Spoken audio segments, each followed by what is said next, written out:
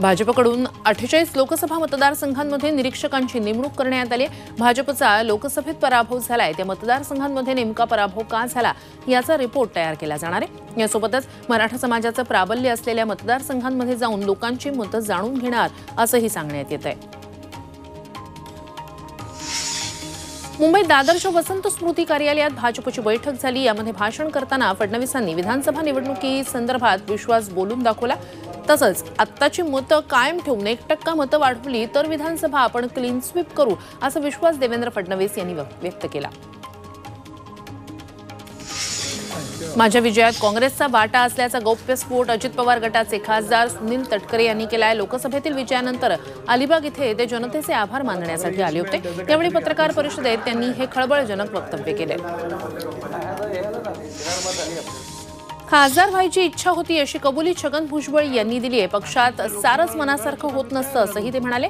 आपण नाराज नसल्याचंही भुजबळांनी यावेळी सांगितलं। महायुतीच्या अपयशाचं विश्लेषण झालं पाहिजे अशी मागणी त्यांनी केली आहे। आणि त्याच्यानंतर 1 महिना मुंबईत विधिमंडळ कामकाज सल्लागार समितीची बैठक विधान भवनात पार पडली। मात्र या बैठकीला अजित पवार पक्षाचा एकही नेता हजर नव्हता। उपमुख्यमंत्री आणि अर्थमंत्री अजित पवार यांच्यासह छगन भुजबळ, दिलीप वळसे पाटील पुणे दौऱ्यावर होते, त्यामुळे ते या बैठकीला उपस्थित राहू शकले नाहीत। मात्र महत्त्वाच्या बजेट सेशन संदर्भातल्या या बैठकीला स्वतः अर्थमंत्री अजित पवारच गैरहजर राहिल्यानं भुवया उंचावल्या। संघानं ठरवलं तर मोदी सरकार 15 मिनिटंही राहणार नाही असं वक्तव्य संजय राऊत यांनी केलंय। संघाला राजकीय सभ्यतेची चिंता असेल तर पडद्यामागे राहून अशा प्रकारे प्रवचनं न सोडता या देशाच्या जनतेला दिशा द्यावी। नरेंद्र मोदींचं सरकार आरएसएसला पाडायचंय, आरएसएसला अहंकाराचा पराभव करायचाय असं वक्तव्य राऊतांनी केलंय। भाजप हा पक्ष लोकनेत्यांना संपवतो अशा शब्दात आमदार रोहित पवार यांनी भाजपवर टीका केली। यूज अँड थ्रो ही भाजपची प्रवृत्ती असं रोहित पवार म्हणाले। अजित पवारांसंदर्भात रोहित पवार यांनी भाजपवर एक्स समाज माध्यमावर टीका केली आहे।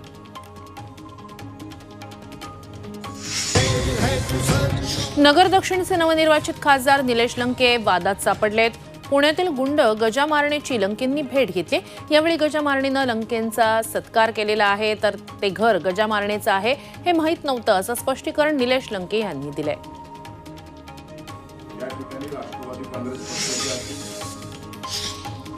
तर चुकून तिथे गेलो होतो असं निलेश लंकेंनी सांगितलेलं आहे। त्यासोबतच त्यांनी माफीही मागितलेली आहे।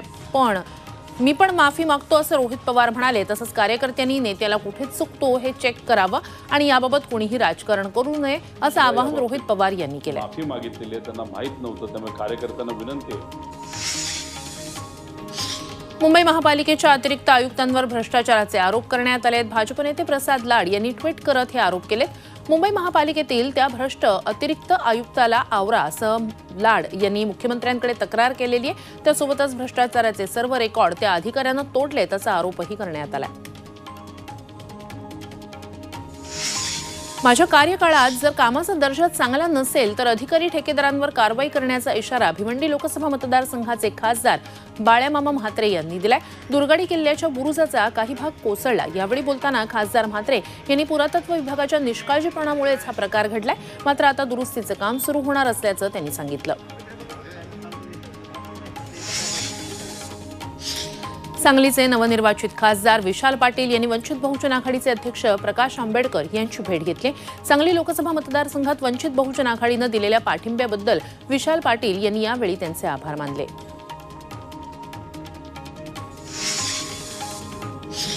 अंतरवाली आंदोलन प्रकरणी एसआयटी चौकशी बंद केल्याचा दावा मनोज जरांगेंनी केलाय। फडणवीसांनी पाठवलेले आमदार राजेंद्र राऊत यांनी तशी माहिती दिल्याचा दावा जरांगेंनी केलाय। तसंच कायद्याच्या चौकटीत टिकणारं आरक्षण देण्याचं आश्वासन सरकारनं दिल्यानंच 1 महिन्यांचा वेळ दिलाय। मात्र ओबीसीतून आरक्षण दिल्याशिवाय सरकारला सुट्टी नाही असंही जरांगेंनी म्हटलंय।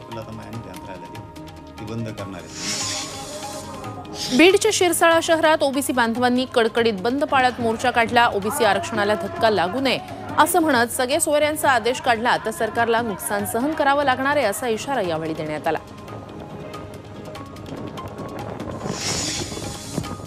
जरांगेंच्या उपोषणानंतर ओबीसी नेते लक्ष्मण हाके आक्रमक झाले। त्यांनी अंतरवाली फाट्यावर वडीगोद्रीमध्ये आमरण उपोषण सुरू केलंय। सगळे सोयरे कायद्यामुळे ओबीसी आरक्षणाला कसा धक्का लागणार नाही हे लेखी स्वरूपात लिहून द्या, त्याशिवाय उपोषण थांबवणार नाही असा इशारा हाके यांनी दिलाय।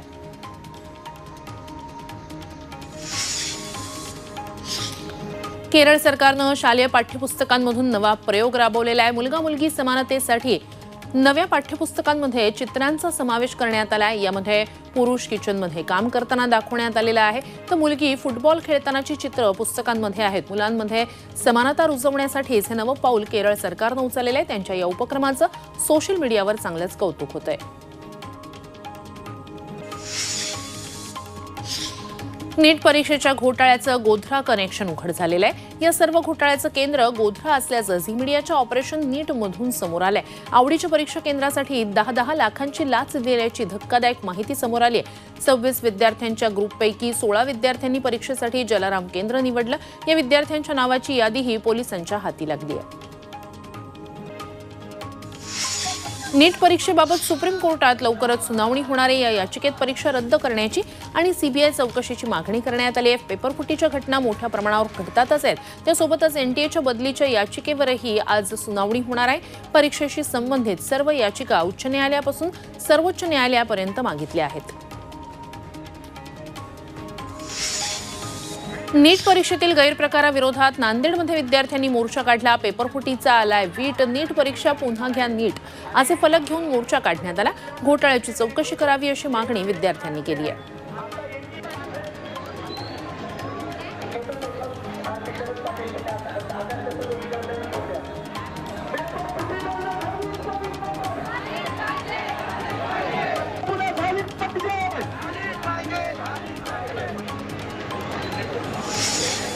सांगोल्याच्या भीमनगरमधील शाळेत शिक्षक नसल्यानं पालकांनी गटविकास अधिकाऱ्यांच्या कार्यालयात ठिय्या आंदोलन केलं।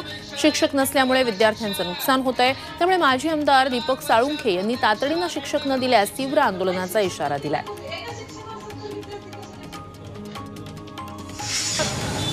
चंद्रपूर जिल्ह्यात स्मार्ट वीज मीटर सक्तीच्या विरोधात शिवसेनेनं आंदोलन केलं। यावेळी वीज मीटर सक्ती झालेल्या ग्राहकांनी मुंडण करत उपमुख्यमंत्री देवेंद्र फडणवीस यांचा प्रतिकात्मक पुतळा जाळला। तर सरकारनं उद्योगपतींच्या सोयीसाठी हे धोरण राबवल्याचा आरोपही शिवसेनेनं केला।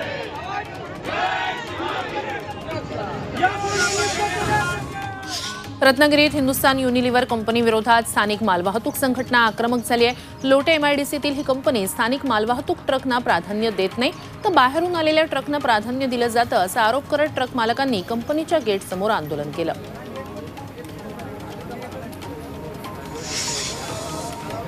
सोलापुरात सार्वजनिक बांधकाम विभागाच्या विरोधात जनशक्ती शेतकरी संघटना आक्रमक झाली आहे। लवकरात लवकर भ्रष्ट अधिकाऱ्यांना निलंबित करा, नाहीतर याहीपेक्षा तीव्र आंदोलन करण्याचा इशारा जनशक्ती शेतकरी संघटनेकडून देण्यात आलाय।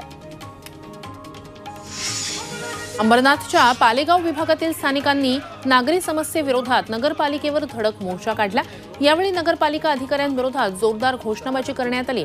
रस्त्यावर खड्डे, पाणी साचणं, खंडित वीज पुरवठा अशा अनेक समस्या घेऊन युवा सेनेचे निशांत पाटील यांनी नागरिकांसह नगरपालिकेवर धडक दिली।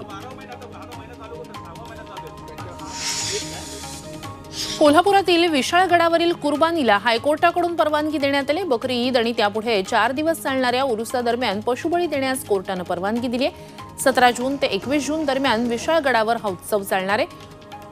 हजरत पीर मलिक रेहान मीरसाहेब दर्गा ट्रस्टनं याबाबत हायकोर्टात याचिका दाखल केली होती। रत्नागिरीतील दापोलीच्या साई रिसॉर्ट प्रकरणी सदानंद कदम यांना मुंबई हायकोर्टानं अनोखी शिक्षा सुनावली। बेकायदेशीर बांधकाम पाडायला उशीर केल्याबद्दल एक संगणक आणि प्रिंटर स्थानिक कोर्टातील बार काउन्सिलला देण्याची शिक्षा हायकोर्टानं कदम यांना दिली आहे।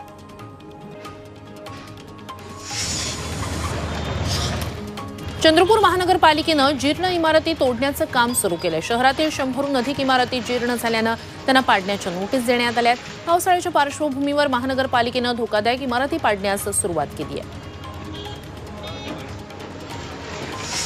उल्हासनगरमध्ये रस्ता रुंदीकरणातील बाधित दुकानांवर महापालिकेनं कारवाई केली। यावेळी 40 पेक्षा जास्त दुकानं जमीनदोस्त करण्यात आली। महापालिकेनं दुकानदारांना नोटीस बजावूनही दखल न घेतल्यानं तोडक कारवाई करण्यात आली। वाशिम जिल्ह्यातील अनेक ठिकाणी मेघगर्जनेसह मान्सूनचा पाऊस बरसलाय। या पावसामुळे वातावरणात गारवा निर्माण झालाय, तर काही प्रमाणात पिकांनाही याचा फायदा होणार आहे। दरम्यान जलस्रोतांमधील पातळी वाढण्यासाठी दमदार पावसाची प्रतीक्षा आहे। सिंधुदुर्ग जिल्ह्यात 4 दिवसांच्या विश्रांतीनंतर पावसानं दमदार हजेरी लावली। पेरणीची कामं आटपून लावणीपूर्व कामाच्या तयारीत असलेल्या बळीराजाला या पावसामुळे थोडासा दिलासा मिळालाय।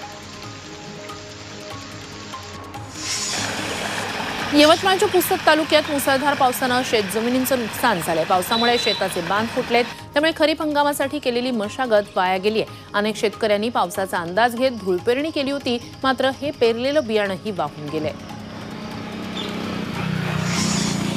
वाशिमच्या मंगरुळपीर तालुक्यातील काही भागांमध्ये ढगफुटी सदृश पाऊस झालाय। शेतांना पाणी साचल्यानं शेताला तलावाचं स्वरूप आलेलं आहे। वादळी वाऱ्यामुळे फळबागांसह भाजीपाला पिकाचं मोठं नुकसान झालंय। गिंभा गावात पावसाचं पाणी शिरून अनेकांच्या घराचं मोठं नुकसान झालंय। हिंगोली जिल्ह्यात जोरदार पावसानं हजेरी लावली आहे। मागील 3 ते 4 दिवसापासून जिल्ह्याच्या विविध भागात वादळी वाऱ्यासह पाऊस पडतोय, त्यामुळे शेतीच्या कामांना वेग आलाय। शेतकऱ्यांची आता पेरणीची लगबग सुरू आहे। वाशिम जिल्ह्यात खरीप हंगामाच्या पेरणीची लगबग सुरू आहे, मात्र अद्यापही कृषी केंद्रांवर बियाणांच्या खरेदीसाठी शेतकऱ्यांची गर्दी दिसत नाहीये। यंदा मोठ्या प्रमाणात शेतकरी कृषी विभागाच्या मार्गदर्शनाखाली घराच्या सोयाबीनवर बीज प्रक्रिया करून पेरणीसाठी पसंती देत आहेत। लातूरच्या जिल्हाधिकाऱ्यांनी शेतात जाऊन पेरणी केली। यंदा पाऊस वेळेत दाखल झाल्यामुळे खरीप पिकांसाठी पोषक वातावरण आहे, त्यामुळे शेतकऱ्यांनी पेरणीला सुरुवात केली। आता जिल्हाधिकाऱ्यांनीही पेरणी केल्यामुळे शेतकऱ्यांमध्ये आनंदाचं वातावरण आहे।